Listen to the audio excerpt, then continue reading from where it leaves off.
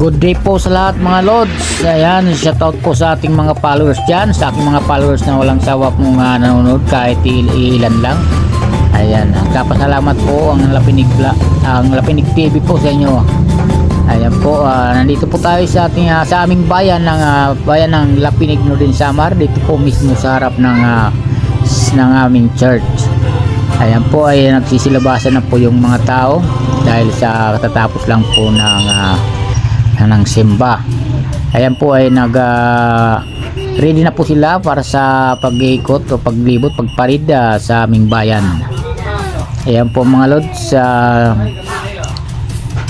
ito po ay araw ng kapistahan ng mahal na Santo Niño.